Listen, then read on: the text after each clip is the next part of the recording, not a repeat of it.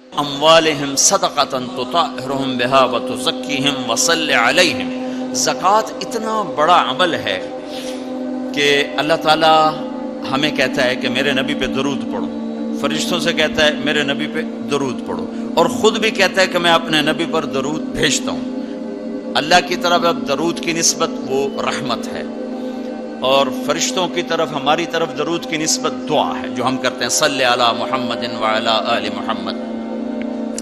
تو اللہ تعالیٰ نے ہمیں، آپ کو، پوری دنیا کے اہل ایمان کو، فرشتوں کو حکم دیا کہ میرے نبی پر درود پڑھو، اور خود بھی پڑھتا ہے، ان اللہ وملائکتہ یصلون علی النبی۔ جو لوگ اللہ کے نام پہ خرچ کریں گے تو اللہ تعالیٰ کہہ رہا ہے وصلی علیہم، اے میرے حبیب ساری امت پر نہیں، جو تیری امت میں میرے نام پہ خرچ کریں گے ان پہ تو درود پڑھ۔ اگرچہ یہاں صلی دعا کے معنی میں ہے کہ تو ان کے لیے دعا کر، آپ ان کے لیے دعا فرمائیں۔ تو مال خرچ کرنے والوں کے لیے اللہ اپنے حبیب سے فرما رہے ہیں کہ ان کے لیے آپ دعا کریں، صلی علیہم ان صلاتک سکن لہم۔ آپ کی جو دعا ہوگی اور آپ کی جو صلات ہوگی، جو آپ کا درود ہوگا، دنیا اور آخرت کے سارے مسائل ان کے حل کر کے لے جائے گا، ان کی دنیا بھی سکھی کر دے گا، ان کی آخرت بھی سکھی کر دے گا۔ تو اللہ تعالیٰ نے زکوٰۃ فرض کی، اور بہت تھوڑی فرض کی۔ پہلی امتوں پر تھی 100 میں 10 روپے، اور ہماری ہے 100 پہ 2.5 روپے، اور اتنا فضل فرمایا کہ پورا سال پیسہ پڑا رہے، پھر کہا اس میں سے 2.5 روپے دے دو، 2,500 دے دو، اگر استعمال ہو جائے تو کچھ سال سے 1 دن پہلے اگر وہ مال خرچ ہو گیا ہے تو زکوٰۃ ختم ہو گئی۔ اور 82 دفعہ قرآن میں مال خرچ کرنے کا حکم آیا، 82 دفعہ، اور اللہ تعالیٰ نے ترغیب دی ہے کہ مالدار فقیروں پہ خرچ کرے۔ پھر اللہ تعالیٰ نے فقیروں کو ترغیب دیا کہ تم بھی جتنی وسعت ہو خرچ کیا کرو۔ میرے نبی نے ترغیب دی، سبق درہم 100,000 درہم، 1 روپیہ اللہ کے نام پہ خرچ کرنا 1 لاکھ روپیہ خرچ کرنے سے بڑھ گیا۔ تو صحابہ نے عرض کی وہ کیسے بڑھ گیا؟ تو آپ نے کہا ایک آدمی کے پاس 2 روپے، ایک آدمی کے پاس کروڑوں روپے، جس کے پاس 2 روپے تھے اس نے 1 روپیہ اللہ کے نام پہ دے دیا، اور جس کے پاس کروڑوں تھے اس نے 1 لاکھ دیا۔ جس نے 2 میں سے 1 دیا اس نے اپنے مال کا آدھا حصہ دیا، جس نے 1 لاکھ دیا اس نے اپنے مال کا کوئی 1000واں حصہ دیا۔ جب تولا جائے گا تو 1 روپے کا وزن 1 لاکھ سے بڑھ جائے گا۔ اور اس کا ایک واقعہ بھی، حضرت عمر ہمیشہ حضرت ابو بکر سے نہ کوشش کرتے تھے آگے نکل جاؤں، آگے نکل جاؤں، آگے نکل جاؤں، ساری زندگی موقع نہ بن سکا۔ تبوک کا موقع آیا تو اللہ کے نبی نے کہا مال خرچ کرو۔ عثمان رضی اللہ تعالیٰ نے 10,000 لشکر کا سارا سامان تیار کیا، ان کی سواریاں، ان کا راشن کے لیے تھیلوں کو بند کرنے کے لیے دھاگے تک اپنے گھر سے دیے، اور 300 دینار اوپر دیے۔ تو اللہ کے نبی کی جھولی میں وہ 300 دینار پڑے تھے یوں، اور آپ ان دیناروں کو اٹھا کے یوں فرما رہے تھے ما علی عثمان اللہ یعمل بعد، عثمان آج کے بعد کچھ بھی نہ کرے تو جنت واجب ہوگی۔ تو عمر کہنے لگے آج میں ابو بکر کو کاٹ سکتا ہوں، آج میں اس سے آگے نکل سکتا ہوں کہ وہ آج کل غریب ہے، میں مالدار ہوں، تو وہ تھوڑا لائے گا میں زیادہ لاؤں گا تو میں بڑھ جاؤں گا۔ لہٰذا انہوں نے اپنے مال کا آدھا حصہ، آدھا گھر میں رکھا اور آدھا لے کر آئے۔ ابو بکر نے جھاڑو پھیر دیا، جو کچھ تھا وہ سارا سمیٹ کے لے آئے۔ جب دونوں پراپرٹی سامنے رکھی گئیں تو حضرت عمر کی بہت زیادہ نظر آ رہی، ابو بکر کی بہت تھوڑی نظر آ رہی۔ لہٰذا حضرت عمر بڑے اطمینان میں کھڑے کہ آج جیت خطاب کے بیٹے کی ہے، میں قربان جاؤں، اللہ رسول تو جانتے ہیں کہ کون کیا کر کے آیا ہے۔ تو میرے نبی نے سوال ہی بدل دیا، جو اس موقع کا سوال ہی نہیں۔ کوئی آدمی مسجد میں چندہ دینے جائے، مدرسے میں چندہ دینے جائے، کہا جی مول صاحب یہ 1 لاکھ روپیہ ہے مدرسے کے لیے، مسجد کے لیے۔ آگے مولوی صاحب کہیں پیچھے کتنے پڑے ہوئے ہیں، تو کہے گا اے بھی واپس کرو، میں تو تھوڑی نیت ہے جو کوئی چکر لگتا ہے کہ تسی ٹھیکیدار ہو، مگر علی شاید بھی پیچھے کتنے پے، یہ موقع کا سوال ہے ہی نہیں. مول صاحب کو چاہیے جی جزاک اللہ یہ لیجئے رسید بسم اللہ، پھر بھی موقع آئے تو دیتے رہیں. تو میرے نبی نے پوچھنا یہ تھا ابو بکر کتنا لائے ہو، عمر کتنا لائے ہو، اور یہی اس موقع کا سوال ہے. لیکن اللہ رسول جانتے ہیں کہ کس کے مال میں وزن زیادہ ہے، تو میرے نبی نے سوال بدل دیا، فرمایا عمر ما خلفت. واہ واہ، عمر پیچھے کیا چھوڑ کے آئے ہو؟ تو حضرت عمر تو وہیں دھڑم ہو گیا کہ بابا میں گیا. سوال سے ہی وہ پتہ چل گیا بات میری کلی اڑ گئی وکٹ.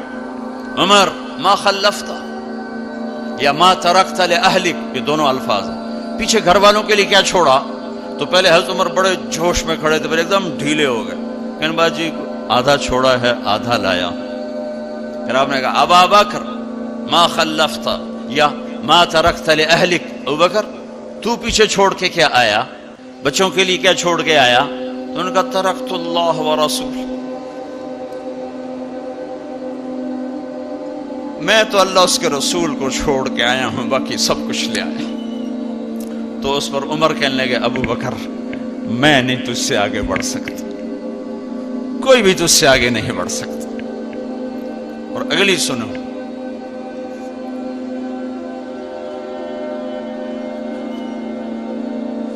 اپنے کپڑے بھی دے دیے اور ایک ٹاٹ تھا وہ پہن کر اس کو کانٹوں سے سی لیا. تو جبریل آئے، کہنے لگے یا رسول اللہ تعالیٰ پوچھ رہے ہیں کہ ابو بکر نے یہ ٹاٹ کیوں پہنا ہوا ہے؟ تو آپ نے کہا کہ ابو بکر نے سارا کچھ اللہ اس کے رسول پہ لگا دیا ہے اس لیے یہ پہنا ہوا ہے. تو کہا یا رسول اللہ تعالیٰ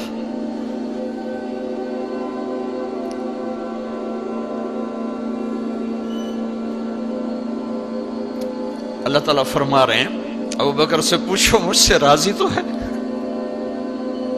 مجھ سے راضی تو ہے، اس فقر میں مجھ سے راضی ہے؟ میں تو اتنا سفر کر کے آیا ہوں، حالانکہ ابھی 4 دن پہلے میں 12 ملکوں کا 10 ملکوں کا سفر کر کے ہوں، ساری ہڈیوں میں درد ہے. میں اس لیے آیا ہوں کہ چلو کوئی بخشش کا بہانہ مل جائے، کوئی بخشش کا بہانہ مل جائے، اللہ راضی ہو جائے. آپ سارے اس لیے حج پہ جا رہے ہو کہ اللہ راضی ہو جائے. جو سارے جہان سے کہتا ہے مجھے راضی کر، وہ کہہ رہا ہے ابو بکر سے پوچھو مجھ سے راضی تو ہے. تو آپ نے کہا ابو بکر تیرا رب تجھے سلام بھی کہہ رہا ہے اور پوچھ رہا ہے کہ راضی ہو. تو ابو بکر کی چیخیں نکلی، میں اپنے رب سے راضی، میں اپنے رب سے راضی، میں اپنے رب سے راضی. میرے بھائیو بہنوں، زندگی ایسے گزار کے مرو کہ اللہ کو ملو تو اللہ خوش ہو کے مل رہا، ایسے نہ مرو کہ اللہ کی بارگاہ میں پیش کیے جا رہے ہوں مجرم بن کر، قیدی بن کر. تو اللہ اس کے رسول نے مال لگانے پر زور دیا. اللہ چاہتا تو سب کو مال دے دیتا، کسی کو فقیر کسی کو مالدار. مالدار کا شکر کا امتحان لیا، فقیر کے صبر کا امتحان لیا. کہ اللہ فقیر کا صبر دیکھے گا، مالدار کا شکر دیکھے گا. اور جب مالدار لوگ زکوٰۃ نہیں دیتے تو پھر عزتیں نیلام ہوتی ہیں. جب سب کچھ اپنے اوپر لگانے کا ذوق بن جاتا ہے اور اپنے ہی بڑے بڑے زیور، کپڑے، گھر، گاڑیاں. یہ بھی لاہور کا واقعہ ہے. بیگم صاحب ڈرائیور کے ساتھ گئی ہیں اور واپسی پہ کہہ رہی ہیں اسلم ڈرائیور آج میری بڑی اچھی قسمت، وہ ساڑی میں نے لی تو میں سمجھ رہی تھی 1 لاکھ کی ہے، وہ تو مجھے 75,000 میں مل گئی، بڑی سستی مل گئی. خوش ہو کے ڈرائیور کو بتا رہی. تیسرے دن ڈرائیور کے بیٹے کا بازو ٹوٹ گیا. وہ آ کر کہتا ہے صاحب جی میری تنخواہ میں تو اس کا علاج ہو نہیں سکتا، تو مہربانی کر کے کچھ میری مدد کر دیں، اس کا علاج ہو جائے. تو صاحب کہتے ہیں اسلم تمہیں پتہ تو آج کل کاروبار بڑا مندہ ہے، تو میرے پاس تو گنجائش نہیں، میرا ایک ڈاکٹر دوست ہے میں اسے فون کر دیتا ہوں، وہ تمہاری مدد کر دے گا. جب اس طرح ہوتا ہے تو پھر ڈاکے، چوریاں، قتل و غارت شروع ہوتے ہیں. جب اس طرح ہوتا ہے تو مالداروں میں تکبر پیدا ہوتا ہے اور غریبوں میں ظلم پیدا ہوتا ہے۔ تو زکوٰۃ ایک بہت بڑا عمل ہے، 2.5% تو فرض ہے، اور زکوٰۃ دینے والا سخی نہیں اللہ کی بارگاہ میں، ہاں بخیل بھی نہیں، سخی بھی نہیں ہے، بخیل بھی نہیں، یعنی وہ بخل کے ملک سے نکل آیا ہے اور سخاوت کے ملک میں انٹری نہیں ہوئی۔ 2.5 روپے پہ 1 پیسہ بھی اوپر خرچ کرے گا تو اب سخیوں میں آ گیا، پھر جتنا بڑھتا جائے گا اتنا آگے بڑھتا جائے گا۔ اور اللہ نے فرمایا مجھے میری عزت کی قسم جنت الفردوس میں بخیل داخل نہیں ہو سکتا۔ اور اللہ شیطان کہتا ہے کہ مجھے عبادت گزار بخیل سے کبھی ڈر نہیں لگا کہ اس کا بخل اسے ضرور جہنم میں پھینکے گا، نافرمان سخی سے ہر وقت ڈرتا رہتا ہوں کہ اس کی سخاوت کب اسے جنت میں پہنچاتی۔ اللہ اکبر، اللہ اللہ